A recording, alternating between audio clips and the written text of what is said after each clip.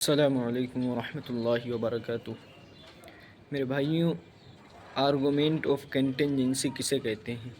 اس video میں آپ کو مفتی یاسر ندیم الواجدی صاحب بہت اچھے سے سمجھائیں گے، بہت تفصیل کے ساتھ۔ اگر آپ کو سمجھ میں آئے تو اس ویڈیو کو زیادہ سے زیادہ شیئر کیجیے۔ تین لفظ ہے، کانا ایک لفظ، یا کلان دوسرا، طعام تیسرا۔ تین لفظوں میں اللہ تعالیٰ نے ایک مضبوط دلیل دے دی۔ اسی کو آرگیومنٹ آف کنٹینجنسی کہا جاتا ہے۔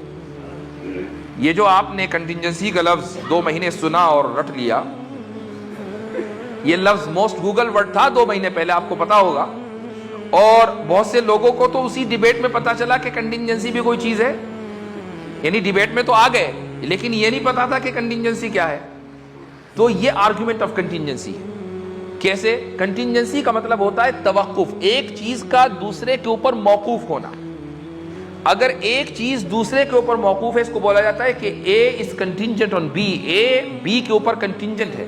کانا یاکلان الطعام، حضرت عیسیٰ اور ان کی والدہ کھانے پر موقوف ہیں، کھانا کھاتے ہیں۔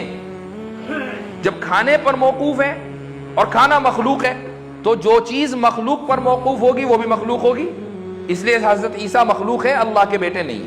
یہ ہے آرگیومنٹ آف کنٹینجنسی۔